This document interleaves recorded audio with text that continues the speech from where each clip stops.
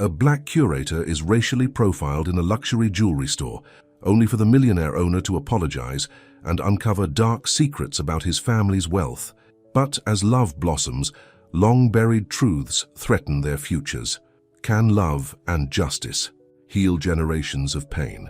Before we get into the story, comment below where in the world you are watching from today.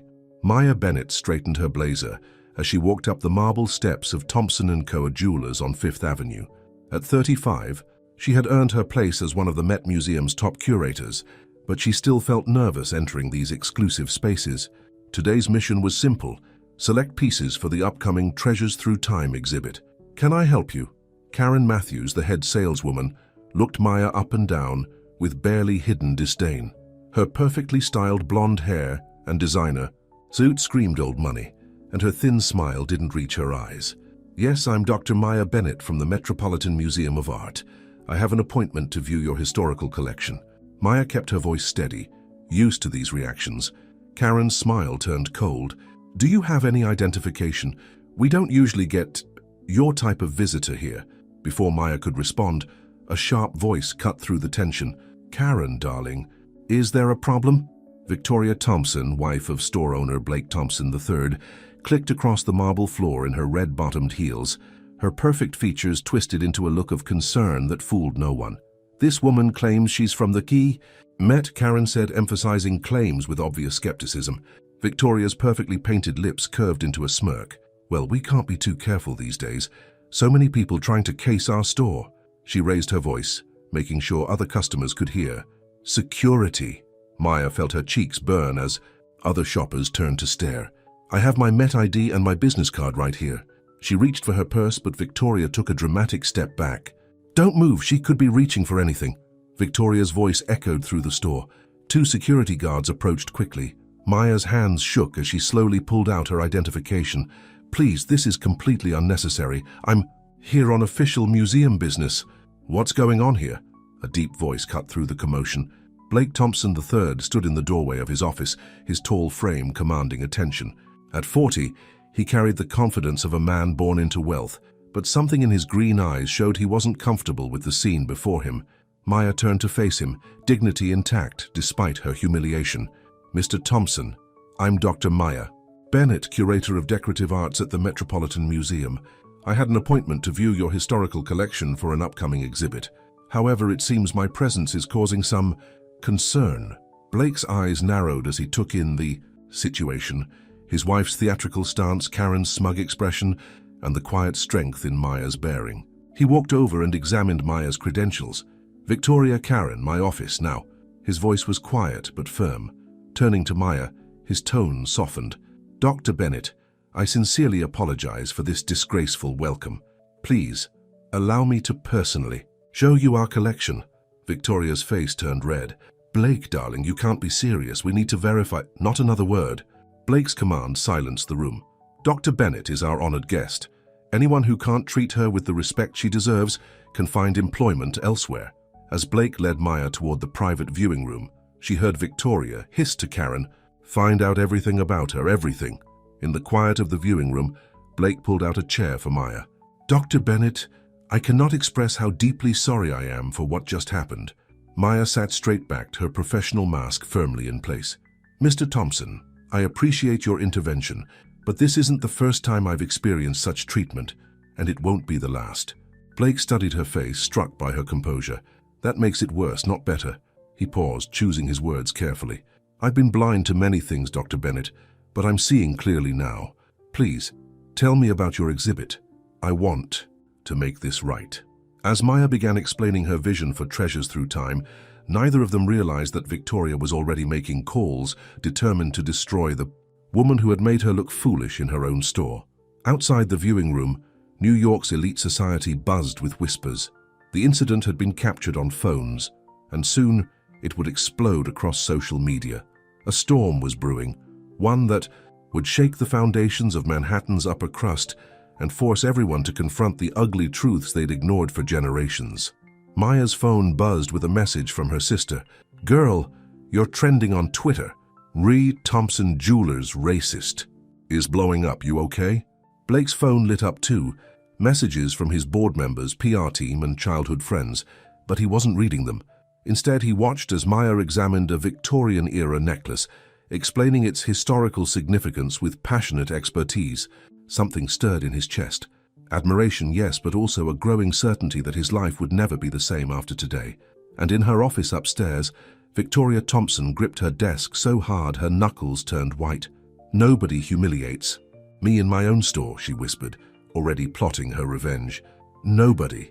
The next morning, Blake Thompson sat in his office, staring at his phone. The video of yesterday's incident had over 1 million views. Comments were flooding in, most of them angry. His PR team had been calling non-stop since dawn. "Your wife has put us in an impossible position," said Roger Mills, his head of public relations, pacing the office. "The video makes it crystal clear. They racially profiled a respected museum curator. We're getting killed on social media." Blake rubbed his temples. "Where's Victoria now?" "She's doing damage control her way," Roger said, showing Blake his iPad. On the screen, Victoria was having breakfast at her usual spot, Le Petit Café, surrounded by her society friends. They were all laughing, like nothing was wrong. Meanwhile, across town, Maya sat in her small office at the Met, trying to focus on work. Her phone wouldn't stop buzzing. News stations wanted interviews. Social media was exploding. Her inbox was full of messages, some supportive, others filled with hate. "You don't have to be here today," said Janet Chen, Maya's boss and mentor. "Take some time off until this blows over." Maya shook her head. "That's exactly what they want, for me to hide. I won't give them that satisfaction." Her phone rang again. This time it was her mother. "Baby, I saw what happened. Your daddy and I are worried sick." "I'm fine, Mama," Maya said, but her voice cracked a little. "Really? Those people," her mother said, her voice tight with anger. "All their money can't buy them basic human decency." Just then, Maya's assistant rushed in. "Dr. Bennett, you need to see this." On the local news, Victoria Thompson was giving an interview outside Le Petit Café. She looked perfectly put together, dabbing at her eyes with a silk handkerchief. "I feel terrible about the misunderstanding," Victoria said, her voice dripping with fake sincerity. "But you have to understand we've had so many problems with theft lately, and Dr. Bennett was acting, well, suspicious. She was very aggressive when we simply asked for identification." Maya's hands balled into fists. "That's a lie." The reporter continued. "Sources close to the situation have raised questions about Dr. Bennett's appointment to the Met. Was it truly based on merit, or was it part of their diversity initiative?" "Turn it off," Maya said quietly. Her assistant quickly switched off the TV. Back at Thompson & Co.'s, Blake watched the same interview with growing anger. When Victoria walked into his office, smiling like she'd just won a victory, he couldn't hold back anymore. "What do you think you're doing?" he demanded. "Saving our reputation, darling," Victoria said, settling onto his leather couch. "People will forget about this in a week. They always do." "Not this time," Blake said. "I want you to apologize publicly." Victoria's smile disappeared. "I will do no such thing." "That woman came into our store." "That woman," Blake cut in, "is a Harvard-educated curator. She's brilliant, respected, and she did nothing wrong. You humiliated her because of your prejudices, and now you're trying to destroy her reputation to save face. Since when do you care so much about some random black woman?"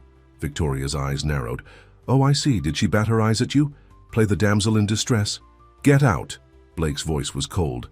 "And if you do one more interview, if you spread one more lie about Dr. Bennett, You'll what?" Victoria challenged. "Divorce me? Good luck with that, darling. My family owns half the shares in your precious company. You need me." As she clicked her way out of his office, Blake picked up his phone. He scrolled through his contacts until he found the number he wanted. Harrison James, the best divorce lawyer in New York. At the Met, Maya was trying to work when her office door opened again.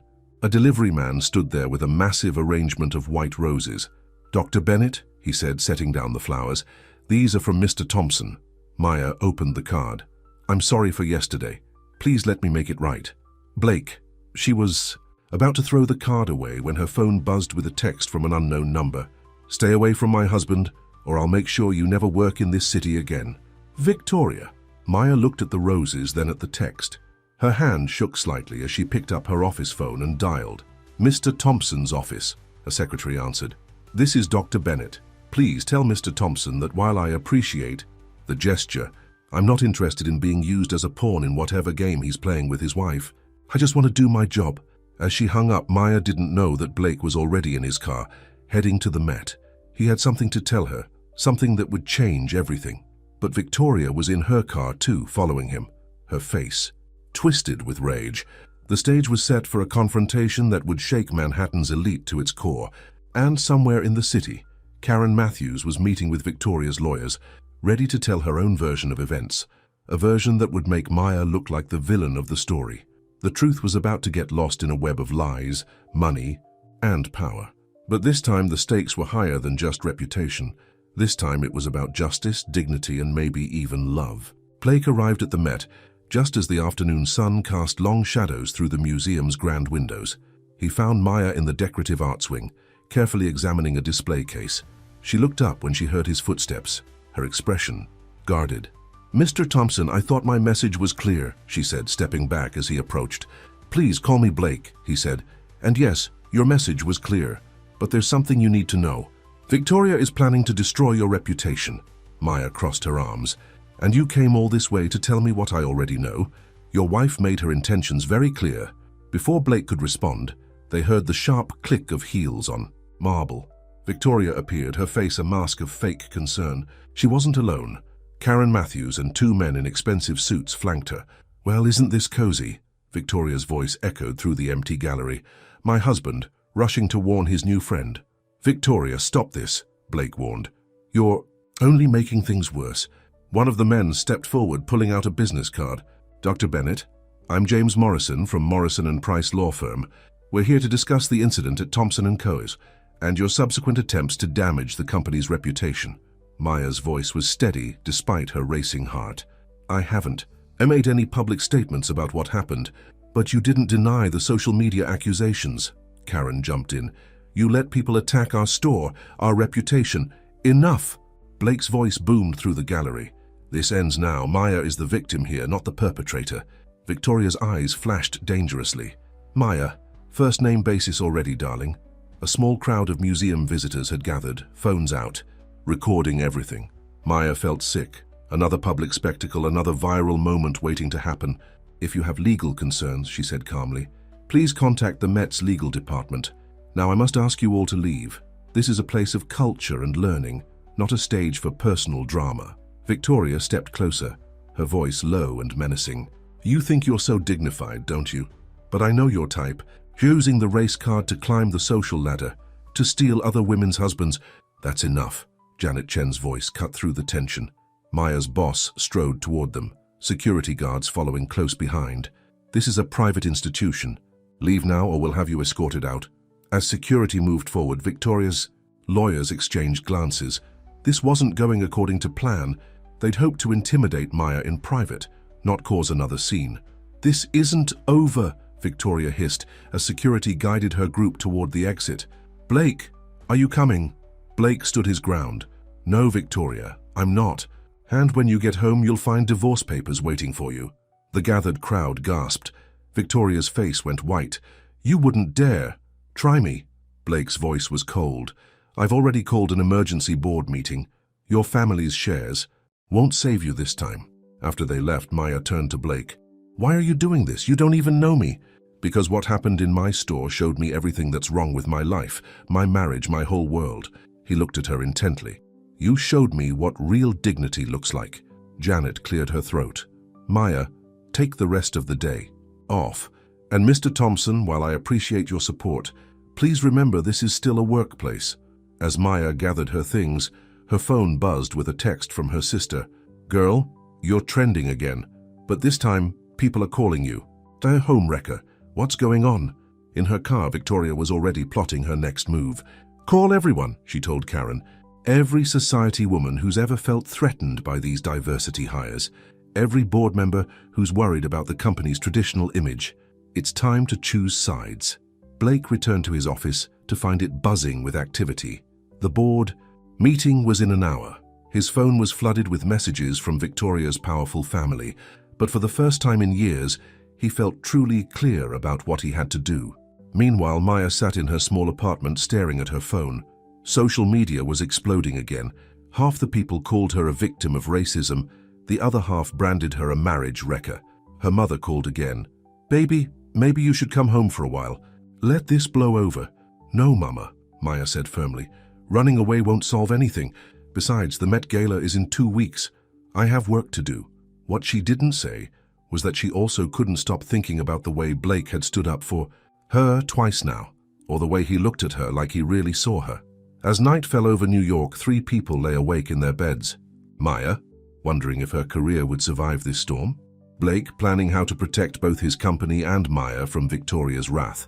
And Victoria, making calls to old money families across the city, weaving a web of lies that would test everyone's loyalty.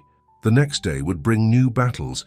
Victoria's lawyers would file their lawsuit, Blake's board would demand answers, and Maya would face whispers and stares at work. But something else was growing too, a connection between 2 people who saw past society's barriers to find something real in each other's hearts. The Thompson & Cumber boardroom buzzed with tension. 12 board members sat around the massive mahogany table, watching Blake face off against Charles Whitman, Victoria's father. At 70, Charles still commanded respect in New York's business world, and his white hair and expensive suit gave him an air of authority. "This is ridiculous," Charles said, his voice sharp. "You want to remove my daughter from the board over a simple misunderstanding?" Blake stood at the head of the table, his jacket off, sleeves rolled up.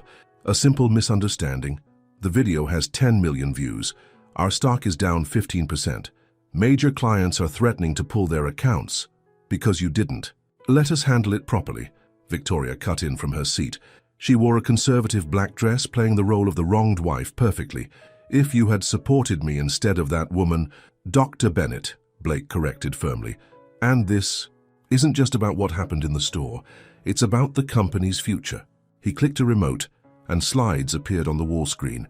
"These are our customer demographics from the last 10 years. We're losing younger buyers. Our reputation is becoming dated, elitist, exclusionary."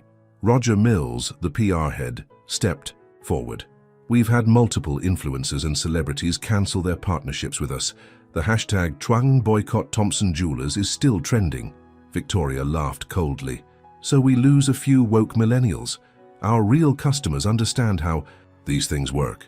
Do they?" Blake pulled up more slides. "Our Asian and Middle Eastern clients, who make up 30% of our luxury sales, are particularly angry. They're saying they've experienced similar treatment in our stores." The boardroom grew quiet. Money talked, and those numbers were scary. Charles leaned forward. "What exactly are you proposing?" "A complete overhaul," Blake said. "New training programs, diversity initiatives, community outreach, and yes, new leadership." "You can't force me out," Victoria said, but her voice wavered slightly. "My family's shares will be bought out," Blake finished. "I've already secured the financing. Your family can either sell their shares at a premium now or watch them become worthless as our reputation crashes."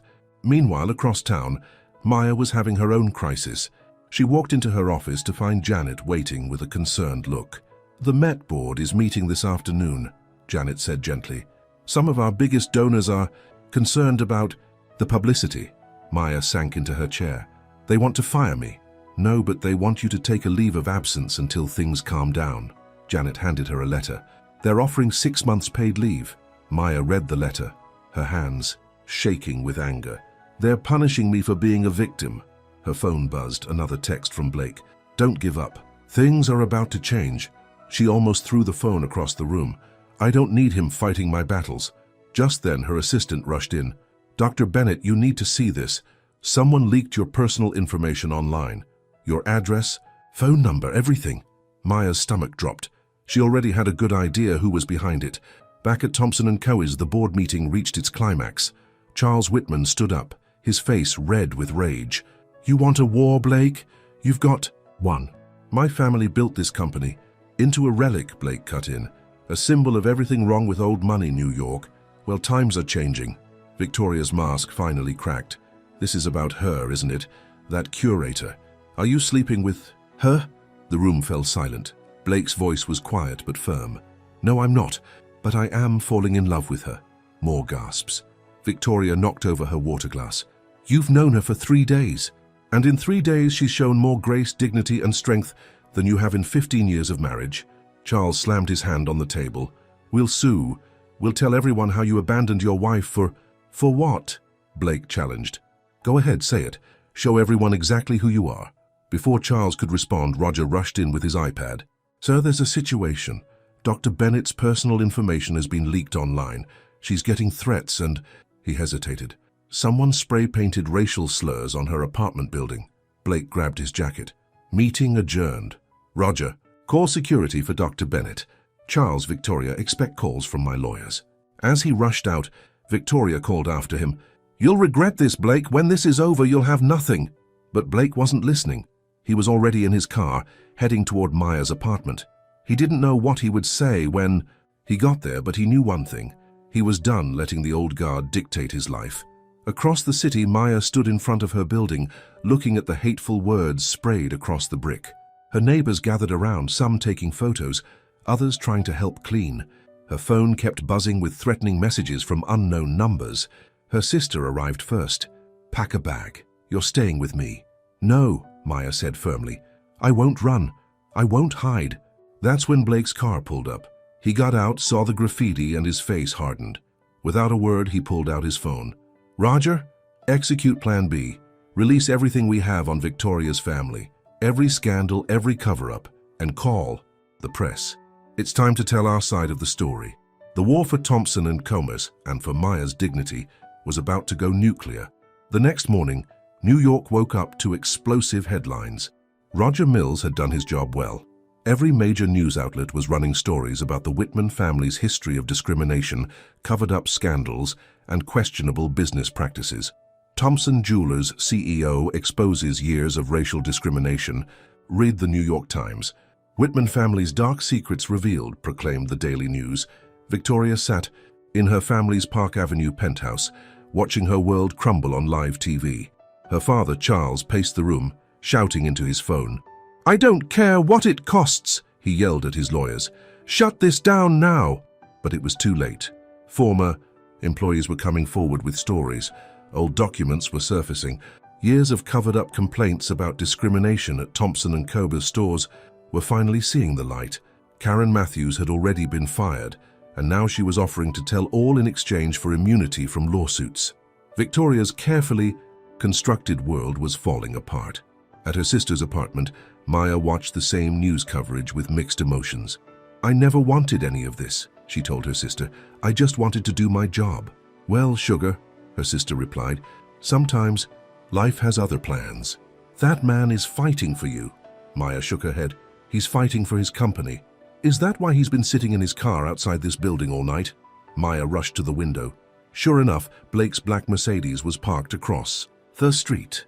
He sat in the driver's seat, looking exhausted but alert, keeping watch. Her phone buzzed with a text from Janet. "Board meeting cancelled.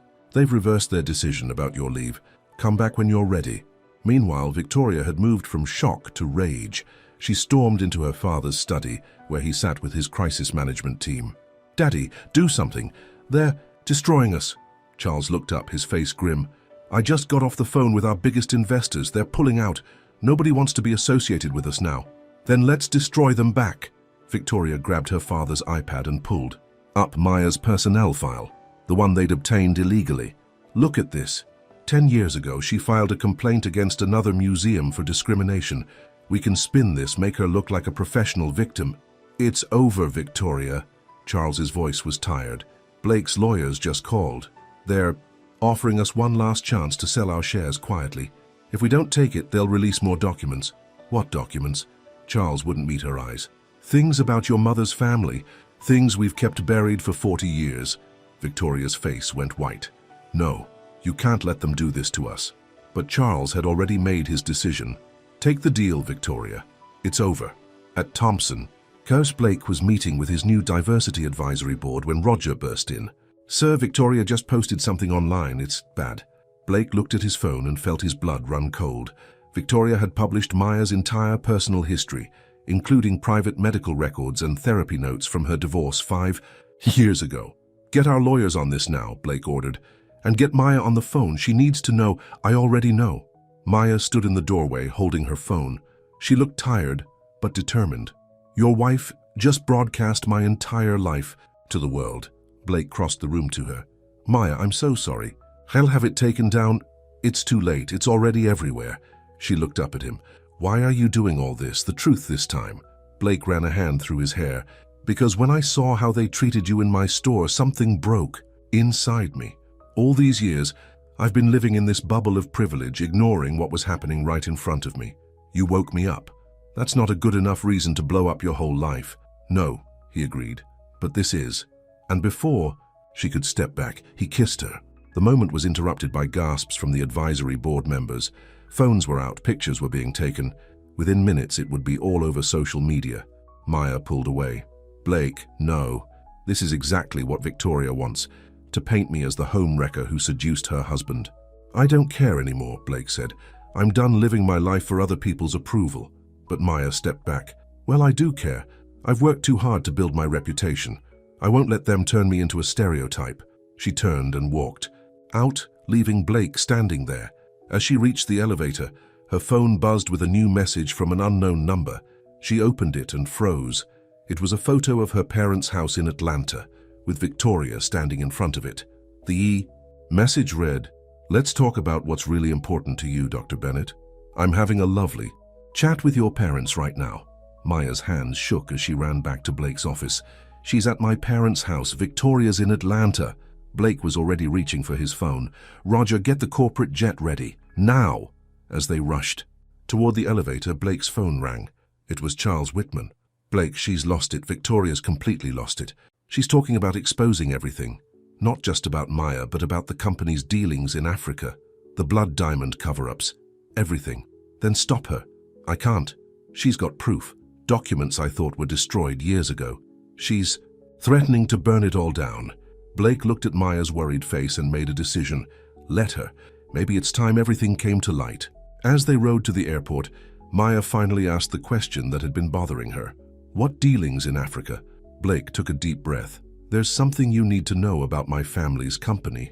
Something that might make you hate me." The truth was about to come out, all of it, and nothing would ever be the same. On the private jet to Atlanta, Blake finally told Maya the truth about Thompson & Co.'s past. His hands shook as he pulled out an old leather folder he'd grabbed from his office safe. "In the 1980s, my grandfather expanded the business into Africa," he began. "He partnered with local mines, promising fair deals and good working conditions, but it was all a lie." Maya looked at the documents he spread across the table between them. Old contracts, photographs, letters. Her stomach turned as she read. "They used child labor," she whispered, "and when the workers tried to unionize, they were arrested. Some disappeared." Blake couldn't meet her eyes. "My family paid off. Officials buried the evidence. The diamonds that made us famous, they're blood diamonds, Maya, all of them." Maya stood up, moving away from him. "And you knew about this?" "I suspected, but I didn't confirm it until last year when I found these documents. I've been trying to make it right. We've changed our suppliers, set up education programs in those communities, but the past can't be erased," Maya finished. Her phone buzzed. Another message from Victoria. "Your parents make excellent tea, Dr. Bennett. Such a lovely home. Shame if anything happened to it." Attached was a photo of Maya's parents sitting stiffly on their couch, Victoria between them with a cold smile. "How long until we land?" Maya asked, her voice tight with worry. 20 minutes. I've already called the police, but Victoria's a rich white woman in my parents' house. They won't do anything without proof of a crime." Maya's bitter laugh held no humor. Meanwhile, back in New York, Charles Whitman was making moves of his own. He sat in his study, surrounded by his most trusted advisors. "If Victoria exposes the Africa operation, we'll all go down," his lawyer warned. "The statute of limitations doesn't apply to human rights violations." Charles picked up his phone. "Then we have no choice. Call our friends at the SEC, tell them. Blake Thompson has been running an illegal operation. We'll say he discovered the old documents and used them for blackmail instead of reporting them. You'd let your own daughter go down?" "Victoria made her choice." Charles's voice was cold. "Better one sacrificial lamb than the whole flock." At that moment, Victoria sat in the Bennett's living room, playing with her phone while Maya's parents watched nervously. "Your daughter should have stayed in her lane," she told them. "Now look what's happening. Her reputation ruined, her career probably over. And for what? A man who'll never truly accept her in his world? Our daughter is stronger than you know," Mrs. Bennett said firmly. "And smarter," Victoria laughed. "Smart? She's about to be exposed as the woman who tried to hide Thompson & Co.'s criminal past." I've already sent the documents to every major news outlet, with a lovely note explaining how she and Blake tried to use them for extortion. Mr. Bennett stood up. Get out of our house. Or what? Victoria's smile turned cruel. You'll call the police on me? Please, we all know how that would end. Suddenly they heard cars pulling up outside. Victoria went to the window and her face fell. Instead of police cars, she saw news vans. Lots of them.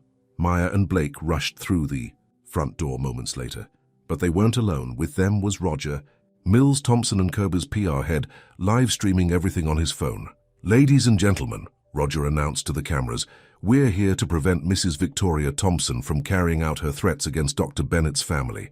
Threats she made after illegally obtaining and publishing Dr. Bennett's private medical records. Victoria's face went white. You can't prove... Actually, we can. Blake held up his phone. You really should have been more careful with your text messages, Victoria. The police are very interested in these threats. But Victoria wasn't done. She pulled out a USB drive. One click and every news outlet gets proof of Thompson & Co's African blood diamond operation. Your precious company will be destroyed. Go ahead, Blake said quietly. Everyone froze. Victoria blinked. What? Release it. All of it. I'm done hiding my family's sins. Blake turned to the cameras. Tomorrow morning, I'm holding a press conference. I'm going to tell the world everything about Thompson & Co's past. And then I'm going to explain exactly how we're going to make it right. Maya watched him with a mixture of pride and fear. Blake, your company is built on blood money, he finished. It's time for change, real change. Victoria looked around, wildly realizing she'd lost her last piece of leverage. That's when her phone rang. It was her father. Daddy, you need to do something. It's over, Victoria, Charles said. The SEC is moving in. I've made a deal to save the family. Blake, Thompson will take the fall for everything. Victoria's smile returned. You see, you've lost, Blake, by this time tomorrow. But Blake was smiling too. He pressed play on his phone, and Charles Whitman's voice filled the room. Better one sacrificial lamb than the whole flock. I recorded everything your father said, Blake told her. Every plan, every scheme. It's over, Victoria, for all of you. Mrs. Bennett stood up. Now get out of my house before I show you exactly what a mother is capable of when someone threatens her child. As Victoria stumbled out to face the waiting cameras, Maya turned to Blake. You're really going to tell everything? It'll cost you billions. Money built on suffering isn't worth keeping. He took her hand. Help me make it right? Before Maya could answer, Roger burst back in. Sir, you need to see this. Charles Whitman just had a heart attack, and he's asking for both of you. Maya and Blake looked at each other. The day wasn't over yet, and in a hospital room across town, Charles Whitman was about to reveal one final secret that would change everything they thought they knew about both their families. The hospital corridor was quiet, except for the steady beep of machines. Maya and Blake rushed past shocked nurses and security guards to reach Charles Whitman's private room. Victoria was already there, mascara streaked down her face. You did this to him, she accused when she saw them. You broke his heart. Victoria, please, a tired voice called from the bed. Charles looked small against the white hospital sheets, tubes and wires connected to his chest. I need to speak with them. Alone. Victoria stormed out, slamming the door behind her. Charles gestured, weakly for Maya to come closer. The doctors say I might not make it through the night, he said, and I can't die with this secret. He reached for a worn envelope on his bedside table. His hands shook as he opened it, pulling out an old photograph. Do you recognize this woman? He asked Maya. Maya took the photo, studying the image of a young black woman in a nurse's uniform, standing in front of a hospital. The photo was dated 1975. That's my grandmother, Maya said in shock. She was a nurse at Atlanta General, but how do you have this? Charles closed his eyes, tears rolling down his cheeks. Because I loved her. The room went silent. Blake stepped forward. What are you talking about? Her name was Rose, Charles said softly. Rose Johnson. She was the most beautiful, kind woman I'd ever met. I was in Atlanta on business, got sick with pneumonia. She was my nurse. Maya sat down hard in the bedside chair. No, this isn't possible. We fell in love, Charles continued. But it was 1975. A white businessman from a prominent family and a black nurse. My father threatened to disown me, to destroy her career. Rose told me to go, to live the life my family wanted. He looked at Maya. 9 months later, she had a baby, a little girl, your mother. The The world seemed to spin around Maya. "You're saying you're my grandfather?" Blake stepped back, his face pale. "That would make Victoria your half-aunt," Charles finished. "I've watched your family from afar all these years, sent money anonymously for your mother's education, for your Harvard tuition. I thought I was protecting you by staying away." Maya stood up, anger replacing shock. "Protecting me? You abandoned my grandmother, left her to raise a child alone in the South in the 1970s. "I was a coward," Charles admitted. "The worst kind. I chose money and position over love. Married Victoria's mother because that's what was expected. But I never forgot Rose, never stopped loving her." "Does my mother know?" Maya's voice shook. "No, Rose never told her about me. She was too proud to let her daughter grow up feeling unwanted." Blake ran his hands through his hair. "All this time, the real reason you fought so hard against Maya and me, because I saw history repeating itself," Charles said. "But you're stronger than I was, Blake. You chose love over legacy. You chose right." Suddenly, machines started beeping frantically. Charles grabbed Maya's hand. "The documents in my study, behind the painting of the Cape Cod house, everything you need to claim your inheritance, your true inheritance." Nurses rushed in as Charles's eyes closed. Maya stumbled back into Blake's arms as the medical team worked to stabilize her newfound grandfather. Outside in the hall, Victoria had heard everything. She slid down the wall to the floor, her whole world crashing down around her. Maya pulled away from Blake. I need air." She ran through the hospital corridors out into the night air. Her phone was buzzing with messages. Her parents worried about her, Janet asking about tomorrow's press conference, reporters wanting comments about the Thompson & Co. revelations. But all she could think about was her grandmother, Rose Johnson, who'd passed away 5 years ago, taking this secret to her grave. Had she ever regretted not telling them? Had she watched the Whitman family's success from afar, knowing her daughter and granddaughter should have been part of it?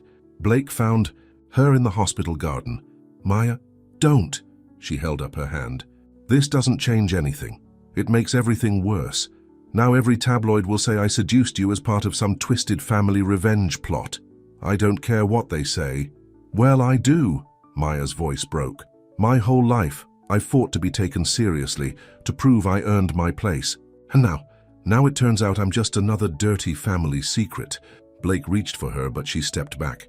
"I need time to think, to talk to my parents." "Of course." He handed her a key.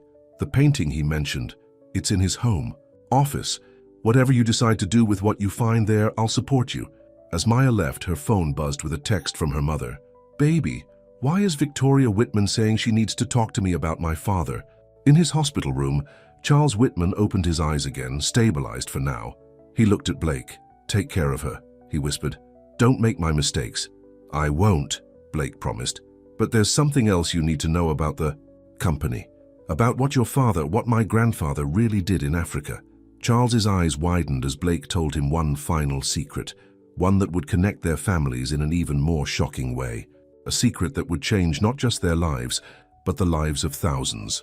Maya stood in Charles Whitman's study, staring at the painting of the Cape Cod house. Her hands trembled as she lifted it off the wall, revealing a wall safe behind. The key Blake had given her fit perfectly. Inside, she found a thick manila envelope with her name on it, but before she could open it, her phone rang. It was her mother. "Maya, baby, you need to come home right now," her mother's voice was shaking. "Victoria Whitman is here again. She's showing me pictures, telling me things about my father. I'm on my way, Mama. Don't let her leave." At the hospital, Blake sat with Charles, who had stabilized enough to talk. "Tell me about Africa," Charles wheezed. "What did my father do?" Blake pulled out an old journal he'd found in the company archives. "It's not just about the blood diamonds, the mines. They were on certain land that belonged to a specific tribe. Your father didn't just steal their resources, he stole their children." Charles closed his eyes in pain. "What do you mean?" "The local workers who disappeared. They weren't just killed. Some of their children were taken, sent to Europe, adopted by wealthy families.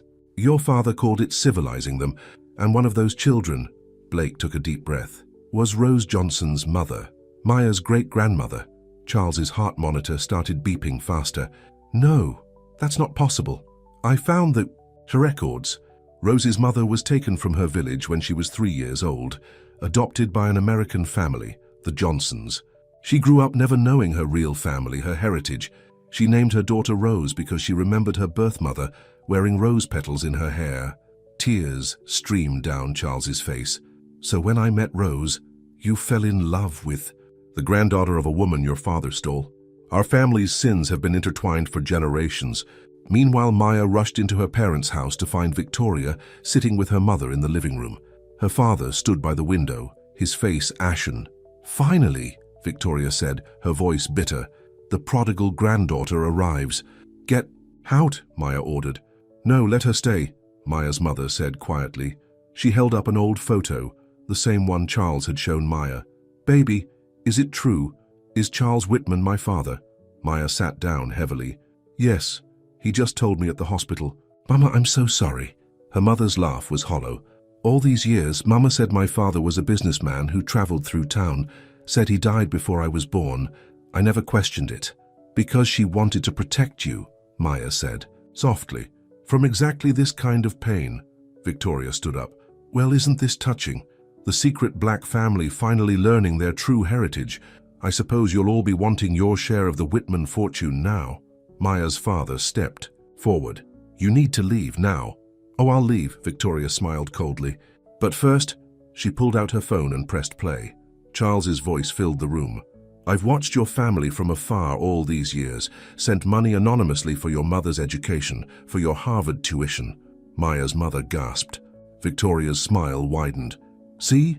Everything Maya has, her education, her career, it was all bought and paid for by Whitman guilt money. She didn't earn any of it." Before anyone could react, Maya's mother stood up and slapped Victoria hard across the face. "How dare you? My daughter worked 3 jobs to help pay for college. She graduated top of her class while dealing with people like you looking down on her. The only thing your father's money bought was his own peace of mind." Victoria touched her reddening cheek in shock. You assaulted me. I'll press charges." "Go ahead," Maya's father said, holding up his phone. "I just recorded you admitting to harassing our family and illegally recording private conversations. Should we call the police together?" Just then, Blake burst through the door. "Maya, I just learned something. Aunt Victoria, what are you doing here?" "Trying to destroy what's left of my family's dignity," Maya said tiredly. "What did you learn?" Blake looked around the room. "Maybe we should talk privately." "No," Maya's mother said firmly. "No more secrets. Whatever it is, we all need to hear it." So Blake told them everything. About the stolen children, about Maya's great-grandmother, about how their families had been connected long before Charles and Rose ever met. Victoria sank into a chair, all her fight suddenly gone. "So we're all connected to this horror?" "Yes," Blake said. "And that's why tomorrow's press conference isn't just about admitting the company's past sins. It's about making real restitution." He turned to Maya. "The documents in that envelope? They're not just about your inheritance. They're deeds to the African mines, stock certificates, offshore accounts. Charles is giving everything back, to the tribes we stole from, to the families we destroyed, and he's naming you as the overseer of the restitution project." Maya opened the envelope with shaking hands. Inside was a letter that began, "To my granddaughter. I know this comes too late to make up for my cowardice, but perhaps it can be the beginning of healing." Her phone buzzed, a text from Janet. "The Met Gala is tomorrow night. Given everything in the news, should we postpone your exhibit?" Maya looked around at her family, her strong, loving parents who had raised her to be proud of who she was, Blake, who had risked everything to stand up for what was right, even Victoria, who sat shell-shocked by the weight of their shared history. "No," she said firmly. "No more hiding. No more shame.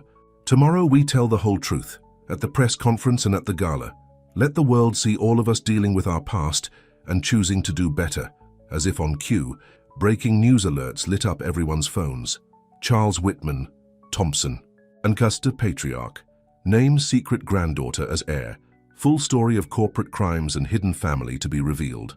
The next 24 hours would change everything. But for now, in this room, 4 generations of pain and secrets were finally beginning to heal. The morning of the Met Gala dawned bright and clear. News vans surrounded Thompson & Co.'s headquarters as Blake stepped up to the podium, Maya and her parents beside him. Cameras flashed as reporters shouted questions. "Mr. Thompson, is it true that Charles Whitman fathered a secret child?" "Dr. Bennett, did you know about your connection to the Whitman family? What about the African mining operations?" Blake raised his hands for quiet. Today, Thompson & Co. faces its past with complete honesty. Yes, Charles Whitman is Dr. Bennett's grandfather. Yes, our company was built on blood diamonds and human trafficking, and yes, we're going to make it right. He outlined the company's massive restitution plan, billions in compensation to African communities, return of tribal lands, educational funds for descendants of displaced families. Maya would head the foundation, overseeing everything. In the audience, Victoria watched with red-rimmed eyes. She'd spent the night reading her grandfather's journals, learning the full horror of what her family had done. Now, wearing simple black instead of her usual designer clothes, she stepped forward unexpectedly.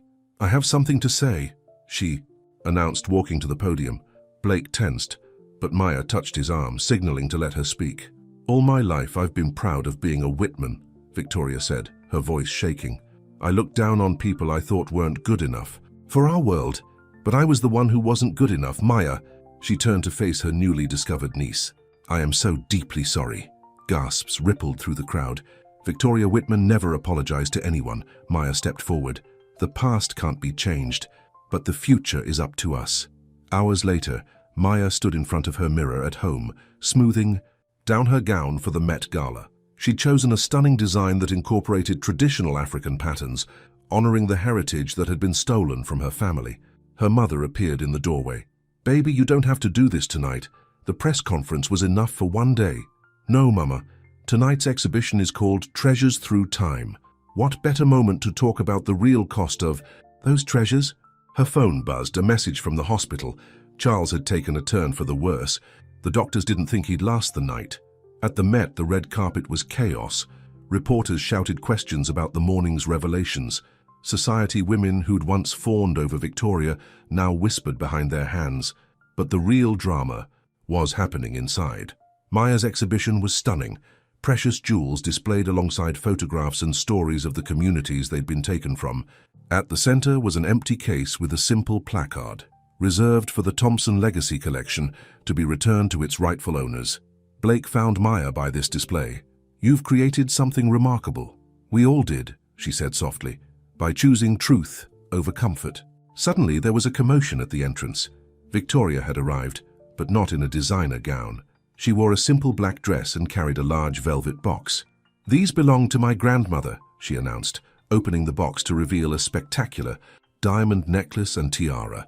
"They were gifts from my grandfather, taken from African mines. I'm returning them to Dr. Bennett's foundation to go back where they belong." Cameras flashed as Victoria placed the jewels in the empty case. Then, she did something even more unexpected. She hugged Maya. "Welcome to the family," she whispered. "The real family we could have been." Maya's phone buzzed again. Charles was asking for them. All of them. "Go," Janet urged. "Family comes first." They rushed to the hospital. Maya, Blake, Victoria, and Maya's parents. Charles lay pale against the sheets, but his eyes were clear. "My father," he said weakly, "always said our name would be remembered forever. He was right, but not the way he thought." He looked at Maya. "You'll make the Whitman name stand for redemption instead of greed." Then he turned to Victoria. "Can you forgive your foolish father?" Victoria took his hand, tears falling. "Already have, Daddy. And you," he said to Maya's mother, "I have so much to apologize for." "Shh," she soothed, taking his other hand. "I understand now. Mama did what she thought was best. And so did you." Charles smiled faintly. "Blake, the company will be in good hands," Blake finished. "Maya and I will make sure of it." "Together?" Charles asked, looking between them. Maya met Blake's eyes. After everything, the scandal, the secrets, the pain and healing, she finally knew her heart. "Together," she confirmed, taking Blake's hand. Charles closed his eyes, at peace at last.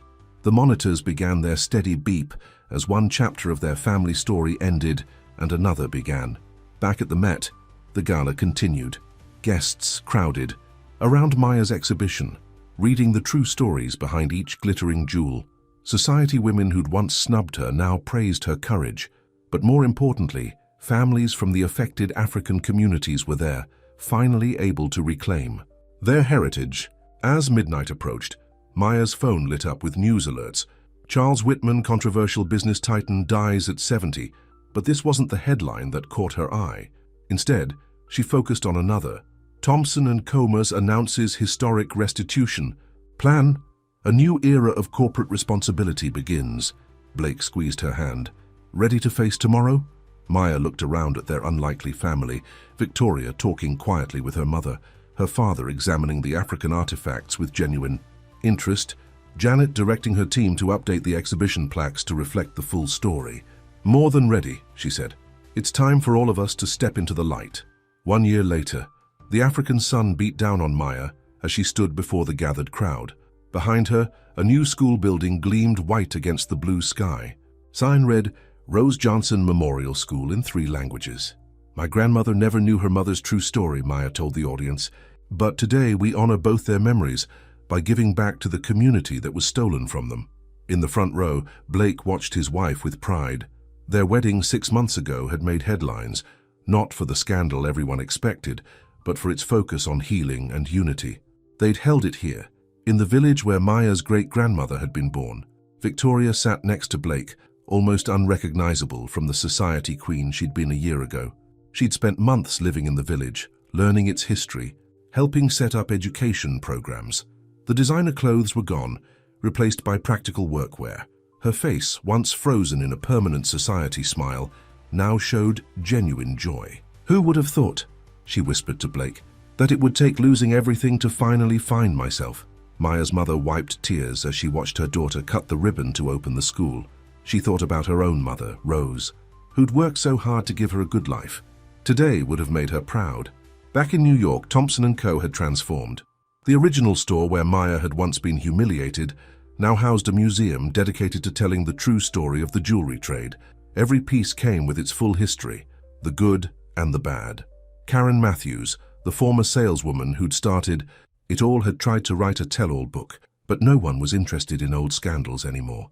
The real story of accountability, redemption, and healing was far more compelling. After the ceremony, Maya found Blake in their favorite spot, under an ancient baobab tree. I got the call from Janet, she told him.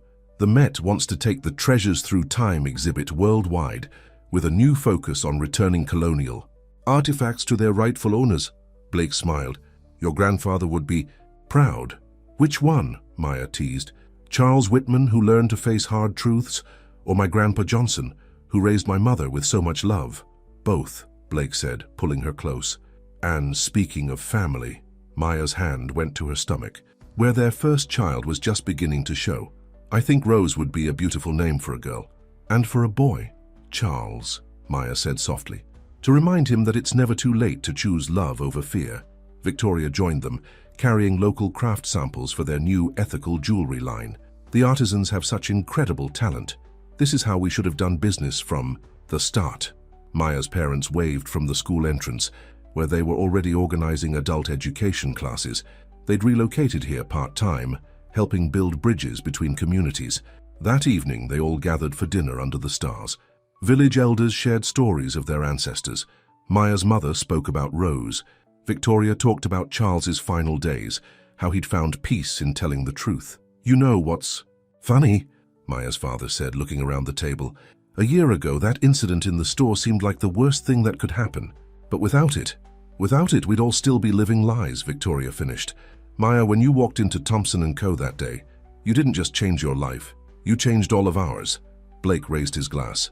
To dignity, to truth, Victoria added. To family, Maya's mother said. To love, Maya finished, looking around at her unlikely, beautiful family. The force that heals all wounds. Later that night, Maya stood in the nursery they'd built in their village home. The walls were painted with African designs mixed with roses. On a shelf sat 3 photographs, Rose Johnson in her nurse's uniform, Charles Whitman in his final days, and the whole extended family at the wedding, black and white, African and American, past and future united. Blake wrapped his arms around her from behind. What are you thinking about? How a single moment of injustice led to all this justice, Maya said. How love really can change everything. Even stuck-up billionaires, Blake teased. Especially them. Maya turned in his arms. When I walked into that store a year ago, I was just trying to do my job. I never imagined I'd find my purpose, my family, my heart. And I never imagined a woman with that much dignity would teach me how to really live. As they stood there, the African night alive with sounds outside their window, Maya thought about all the paths that had led to this moment. The strength of her grandmother Rose, the courage of Charles to finally face the truth, the transformation of Victoria, the unwavering love of her parents, and the man who'd risked everything to stand up for what was right. Tomorrow would bring new challenges. There was still so much work to do, so many wounds to heal, so many treasures to return home. But tonight, in this moment, Maya Bennett Thompson knew one thing for certain. Love, when chosen over fear, could bridge any divide. Dignity, when held onto through any storm, could light the way forward. And family, in all its complicated, beautiful forms, was the greatest treasure of all. The end.